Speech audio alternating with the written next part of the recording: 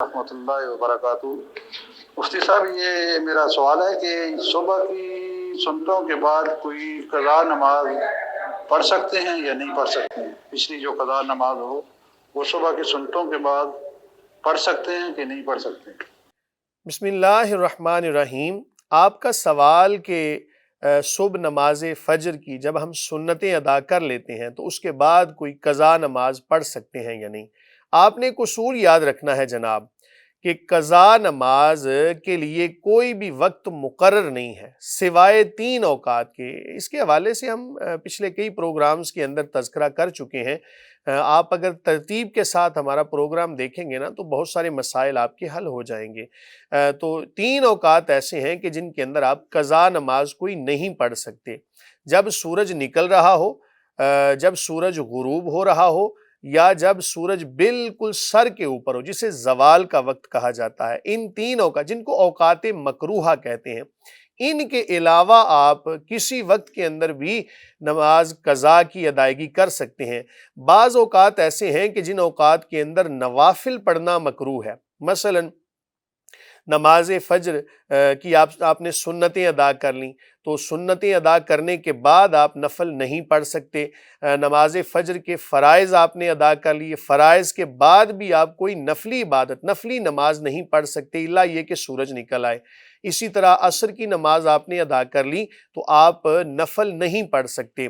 اسی طرح جناب اذان مغرب ہو گئی ہے تو آپ فی الفور فرائض کی ادائیگی کریں، نفل بعد میں پڑھیں۔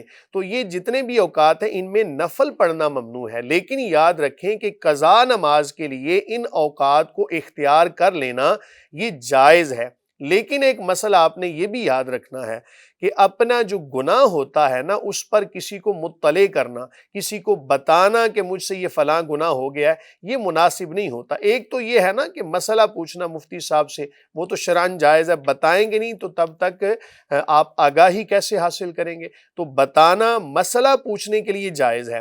تو ان اوقات کے اندر اگر آپ نماز کی ادائیگی کریں گے تو یقیناً لوگوں کے ذہنوں میں سوال آئے گا۔ اگر آپ مسجد میں ایسے نماز کی ادائیگی کریں گے تو لوگ یقیناً اس بات کو جان لیں گے کہ یہ قضا نماز پڑھ رہا ہے۔ تو اپنی نمازوں کی قضا دینا اور لوگوں کو اس پر بتانا کہ میں قضا نماز پڑھ رہا ہوں، یہ بھی کوئی مناسب بات نہیں ہے۔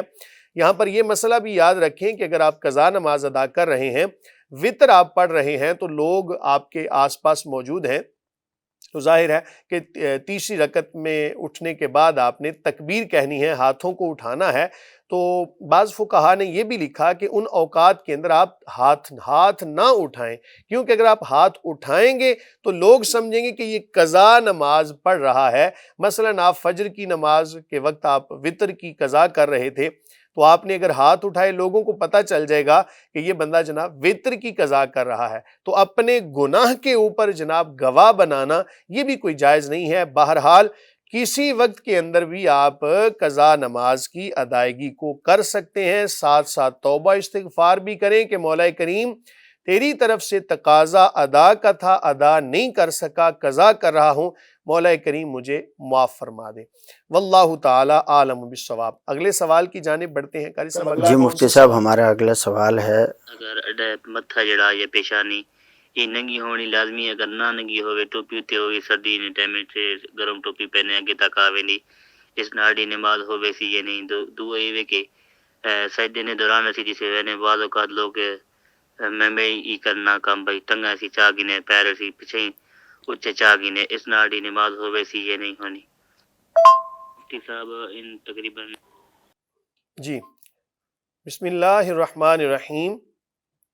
آپ کا یہ سوال پنجابی میں آپ نے بولا ہے، اگر تو آپ پنجابی سمجھیں گے میں جواب پنجابی میں بھی دے دیتا ہوں، تشریح اس کی بعد میں پنجابی میں بھی کر دوں گا۔ آپ کا یہ سوال کہ دوران سجدہ جب ہم سجدہ کرتے ہیں اگر بالفرض پیشانی کے اوپر کپڑا ہے، امامہ شریف ہے، سردی کے اوقات ہے، آپ نے ٹوپی پہنی ہوئی ایسی کہ جس نے پورے ماتھے کو کور کیا ہوا ہے، تو ایسی صورتحال کے اندر سجدہ ادا ہو جائے گا یا نہیں؟ اور دوسرا یہ کہ دوران سجدہ پاؤں کی انگلیوں کا زمین پر لگانا، اس کا شرعی حکم کیا ہے؟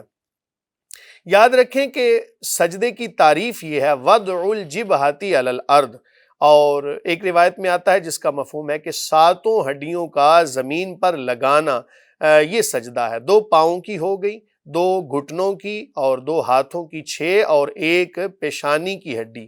فقہائے کرام لکھتے ہیں علیہم الرحمہ کہ پیشانی کا کچھ حصہ زمین پہ لگ جائے، یعنی پیشانی اور ناک کی ہڈی کا زمین پہ لگانا عام حالات کے اندر یہ لازم ہے، لیکن جب کوئی عذر پایا گیا تو عذر کی بنا پر اگر امامہ کے پیچ پر کسی نے سجدہ کر لیا یا درمیان میں ٹوپی حائل ہوگی، سردی کا موسم ہے تو عذر کی بنا پر پیشانی میں سے یا ناک کی ہڈی زمین پر لگ گئی، سجدہ ادا ہو جائے گا۔ بغیر عذر کے ایسا کرنا نہیں چاہیے۔ تاہم یہ مسئلہ یاد رکھیں کہ پیشانی یہاں سے جہاں سے یہ بال ختم ہو رہے ہیں نا، یہ بھویں، ان کے اوپر سے لے کر تو جہاں سے سر کے بال شروع ہو رہے ہیں اس کو پیشانی کہا جاتا ہے۔ کوئی بھی حصہ زمین پر لگ گیا، سجدہ ادا ہو جائے گا۔ اگر بالکل پیشانی کے اوپر ٹوپی تھی اور ناک کی کوئی ہڈی زمین پر لگ گئی، عذر کی بنا پر سجدہ ادا ہو جائے گا۔ رہی بات یہ کہ پاؤں جو ہیں ان کی انگلیوں کا فولڈ کرنا، بعض نے تو ان کو واجب تک لکھا ہے، بعض نے لکھا ہے کہ اگر یہ زمین پر اس طرح فولڈ نہیں ہوں گی، انگوٹھا، پاؤں کا انگوٹھا اور اکثر انگلیاں اگر فولڈ نہیں ہوں گی سجدے کے اندر تو سجدہ ادا نہیں ہوگا۔ لیکن اصل مسئلہ یہی ہے، آپ اگر مزید جو فقہی کتب ہیں ان کا اگر آپ مطالعہ کریں تو آپ کو یہ بات کھل کر سامنے آئے گی یقینی طور پر کہ یہ اگر ان کا کچھ حصہ زمین پر لگ گیا انگلیوں کا تو سجدہ ادا ہو جائے گا۔ بعض لوگوں نے اس پر بڑا سخت حکم لگایا ہے کہ جی ان کا فولڈ کرنا یہ لازم ہے، تاہم صحیح مسئلہ یہی معلوم پڑتا ہے کہ اگر انگلیاں زمین پر لگ گئیں، پاؤں کی انگلیاں، تو سجدہ ادا ہو جائے گا۔ جان بوجھ کر ایسا نہیں کرنا چاہیے۔ یاد رکھیں کہ سجدہ ادا کرتے ہوئے پورے زور کے ساتھ پاؤں کی انگلیاں بھی زمین کے اوپر پورے زور کے ساتھ لگنی چاہیے، اور پیشانی بھی جو ہے وہ بڑی زور کے ساتھ زمین پہ لگنی چاہیے، پوری ٹکا کے سجدہ ادا کیا کریں۔ ہاں اگر کوئی عذر بن گیا تو عذر کی بنا پر ایسا کرنا جائز ہوگا۔ یہ جو انگلیوں کے پورے ہیں، بعض لوگ صرف جو ہے نا ایسے لگا لیتے ہیں، تو بہتر تو یہی ہے کہ انگلیوں کے جو پورے ہوں وہ قبلے کی جانب ہی ہوں، اور اس میں حکماء حضرات جو ہیں وہ طبی حوالے سے بھی جو ہے نا کافی فائدے بتاتے ہیں۔ تو آیا اس کا مطلب یہ ہے کہ کافی ضروری چیز ہے کہ اس کا جو ہے نا انگلیوں کا پورے جو ہے نا سیدھے ہوں قبلے کی جانب۔ دیکھیں کوئی بھی نبی کریم صلی اللہ علیہ وآلہ وسلم کی مبارک سنت ہے نا، اس کے اندر اتنی حکمتیں ہیں کہ ہماری سوچ بھی وہاں تک نہیں پہنچ سکتی۔ اس لیے میں تو کہا کرتا ہوں اکثر کہ جان بوجھ کر کوئی بھی سنت آپ نہ چھوڑیں۔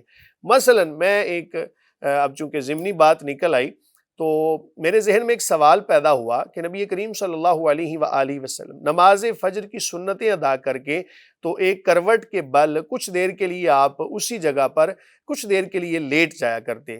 تو میں نے سوال کیا حدیث پڑھنے کے بعد اپنے استاذی مکرم سے، اللہ تعالیٰ انہیں صحت کاملہ عطا فرمائے، تو میں نے ان سے سوال کیا کہ حضور اس کی کیا حکمت ہے؟ تو آپ فرمانے لگے کہ یقیناً اس سنت پر بھی عمل کرنے کی وجہ سے یقینی طور پر اس شخص کے جسم سے کئی بیماریوں کا خاتمہ ہو جائے گا۔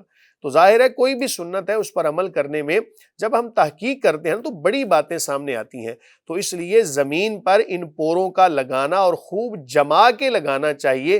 عذر کی بنا پر اگر کوئی ایسا مسئلہ نہ بھی ہوا تو نماز ہو جائے گی، بغیر عذر کے ایسا نہیں کرنا چاہیے۔ واللہ تعالی عالم بالصواب۔ جی مفتی صاحب، ہمارا اگلا سوال ہے۔ اب ان تقریباً 13 فرض نماز نے 13 فرض کے علاوہ بھی اگر ان جڑی چیزیں میں بیان کی تھیں اس تو علاوہ ایک اور کہ گٹے جڑے نڈے ان ننگے ہونے لازمی، اگر ننگے نہ ہو سن شلوار تھلے تک ہو سی تو وقت بھی ایڈی نماز ہو سکنی یا نہیں ہو سکتی۔ بسم اللہ الرحمن الرحیم۔ آپ کا دوسرا سوال یہ کہ ٹخنوں کا ظاہر کرنا یہ لازم ہے یا کیا ہے؟ یاد رکھیں کہ نماز کے علاوہ بھی اپنے کپڑے کو لٹکانا یہ حرام کے زمرے میں آتا ہے۔ حضور نبی کریم صلی اللہ علیہ وآلہ وسلم کا فرمان ذی وقار ہے جس کا مفہوم ہے کہ کچھ بندے ایسے ہیں کہ جن کی طرف قیامت کے دن اللہ تعالیٰ نظر رحمت نہیں فرمائے گا،